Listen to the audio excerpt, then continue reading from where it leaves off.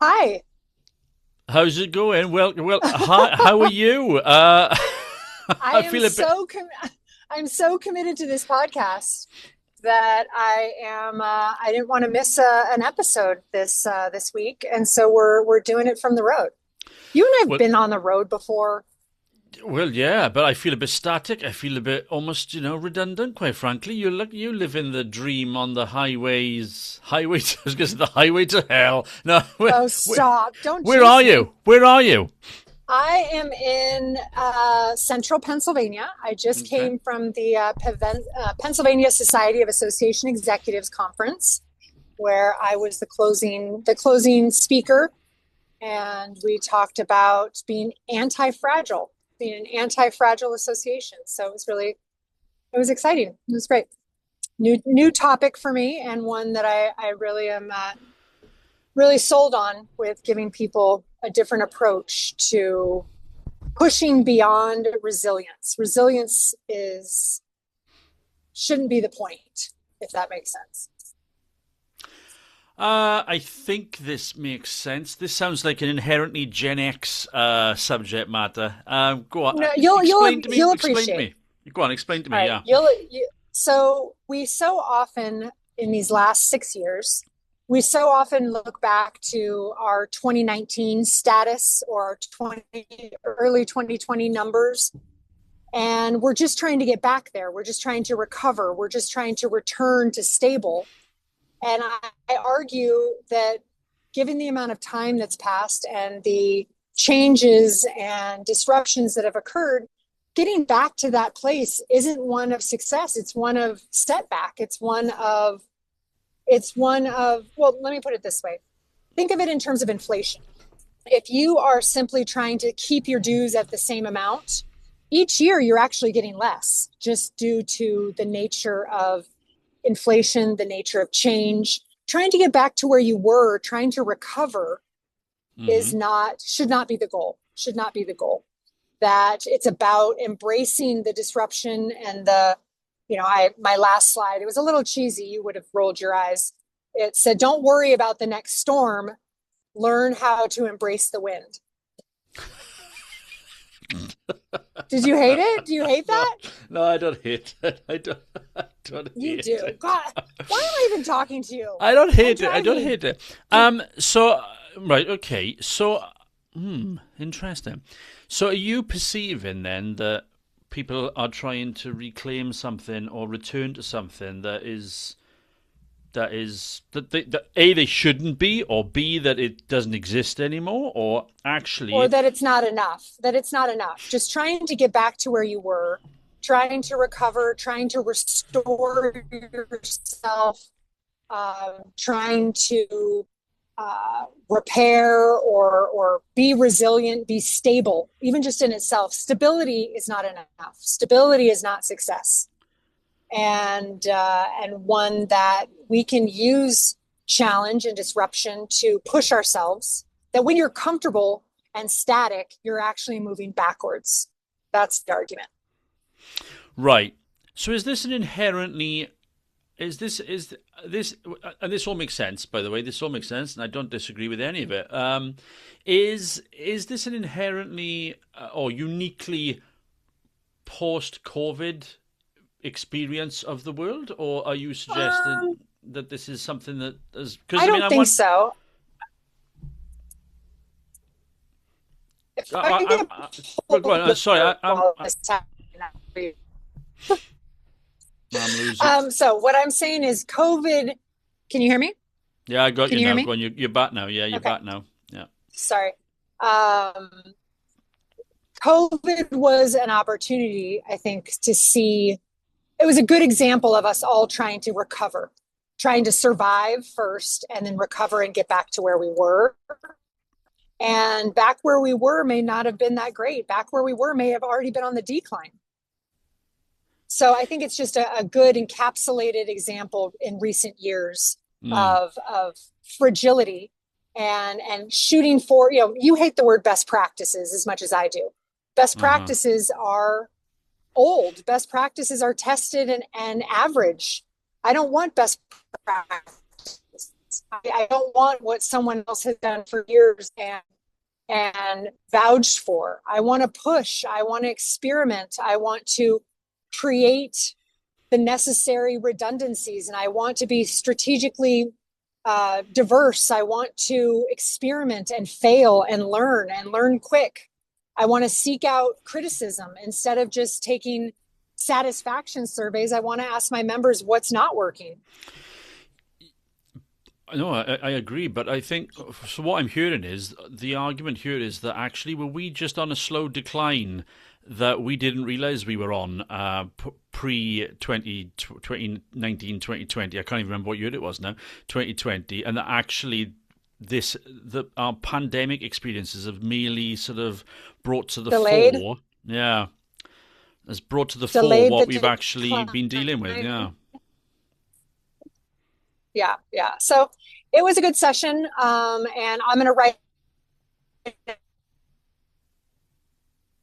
there, share the deck. I'm in a bit of a blur. Do you ever, when you go on stage and you give a big keynote or whatever, do you kind of black out and you can't really remember what happened? It went well, everyone's clapping at the end, but you don't really remember exactly. It's kind of out of body.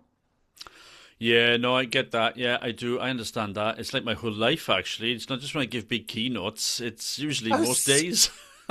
stop. Stop. So So that was my situation, and then I had to okay. jump on the road.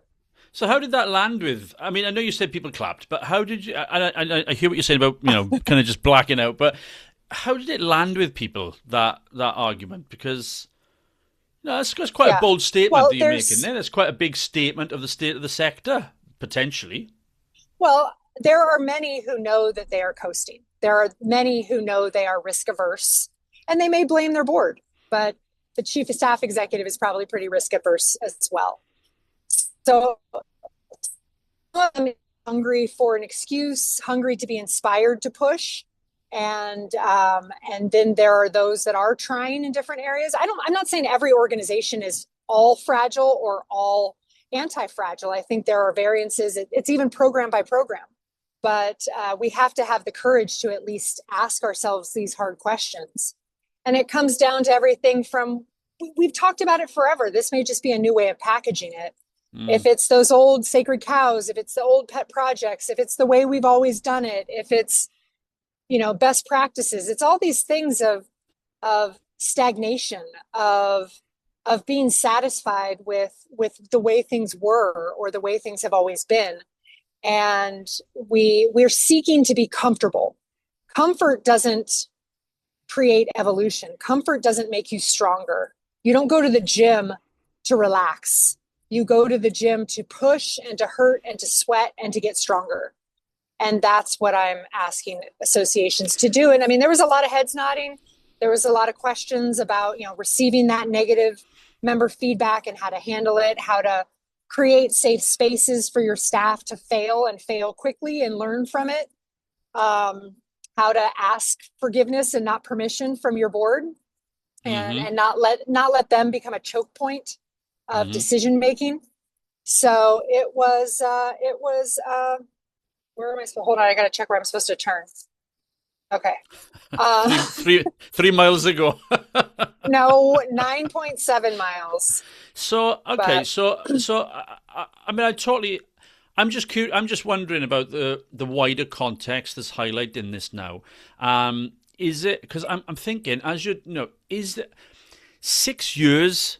Is a long time for this to kind of play out. Is it that we're only seeing this now? no, COVID's just an example. COVID's just the anecdote. Because This was always the case. well, yeah, but I'm actually wondering if now circumstances, socio-economic and political circumstances being as they are now in a global context, I actually wonder if people want a bit of stability somewhere in their professional lives. And perhaps, I'm just playing devil's advocate here. Perhaps, their trade associations or their professional bodies, perhaps they are the sanctuary that people are looking for. Is that maybe not something that's driving this? Well, I guess it depends on how you're measuring organizational success and what your mission is. if your mission is to advance the voice or improve or elevate, then I would say that a sanctuary and safety and comfort are not your mission.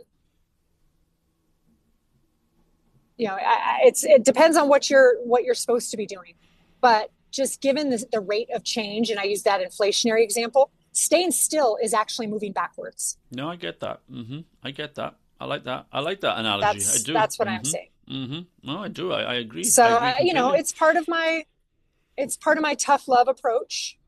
So I thought it was well received. We'll have to find out. Maybe people who sat in it or are listening now or read the article can let me know if I'm full of it, or if it's just not something that can be received in a way that makes people want to try new. And convincing someone to go to the gym in that example is not easy if they're not ready, if they don't want to put in the work. So it takes the right recipient, the right audience to receive it and be ready for it. So now this being PASAE, this is an audience of staff, audience association executives. This is executives. There's probably some staff in there, but mostly executive directors and CEOs. Yeah, I get it. I like it. I mean, it's another framing. It's another way to frame the challenge around not just the challenge around or the risks around standing still, but it's also another way of framing and understanding how we're not necessarily being brave, how we're not necessarily being courageous in our leadership and our decision making, and how actually I think and the reason I ask about is this an audience of executives is because we also know one of the biggest blockers to or let me rephrase that. Let me phrase that in a more positive context. One of the biggest advocates for stability is the volunteer leadership. Yes. And sometimes the chief executive, given where they are in their career or what they've come from or what they have to work with. I mean, a lot of those staff executives in that room today were small staff. Yeah. And, sometimes survival is success. I'm not saying that's not the case when it needs to be the case or given the circumstance. But I also don't think a staff of 1 or 2 or 3 should never look to experiment or try or innovate. If that's the case, then I mean, why would the member of the future ever pay dues or ever come and engage with you?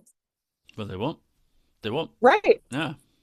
And in inflationary terms or in real terms, you will only ever then shrink. Your organization will shrink and shrink and shrink until in the end, I like it, Lisa. I like it. It's a good framing. It's a new take on things. Yeah, I like it very much. New approach. I'm the antagonist. You're the protagonist. I know you write all your articles on the protagonist. So this is kind of how I roll. No pun intended. Yeah. So how far have you got to go now until you get home? I have 3.5 hours. So this is how much I love associations, is that I drove 4 hours and 15 minutes to speak, to my favorite people in the world, association executives. And now I'm turning around and putting on another 4 hours and 15 minutes on the good old car. I know you mean it, and yet somehow it sounded so deeply dripping in sarcasm when you said it. What? My favourite people in all the world. I thought you were going to say Pennsylvanians, but no, I do. I like Pennsylvania. I mean, I haven't spent tons of time up here, but I do like Pennsylvania. I was in the Poconos. I've never been in the Poconos before. So that was, even though it's winter, well, I guess it's spring now, but it still looks winter. So it wasn't at its peak season. But what have you been working on? What clients of yours are innovating and experimenting? Or are you just out putting out fires? Just putting out fires. It's I'm just putting out fires at the moment. There's not a lot of experimentation. In fact, I'm actually working with one client right now who always will not be named, where I've actually been told I'm not allowed to use the term innovation. Okay, I'm fine with that. I'm fine with that because again, we're not in the market for new ideas or just throwing big ideas around.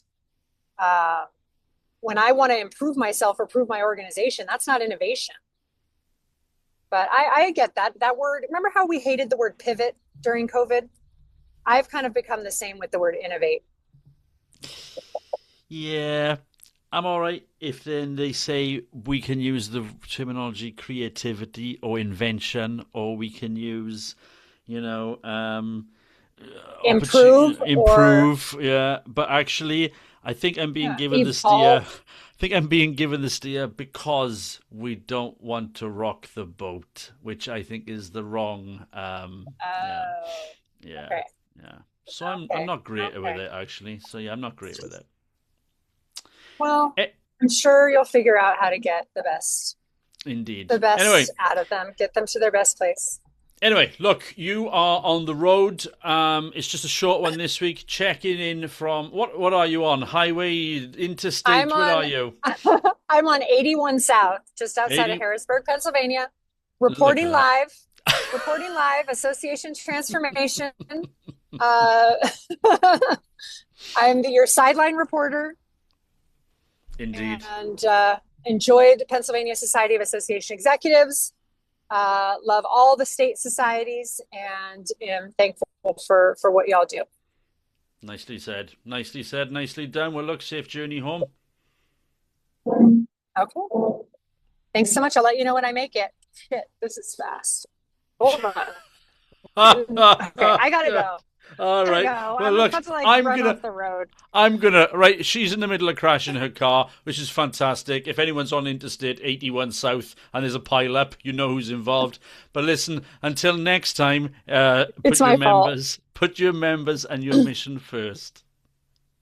Yeah, and buckle up.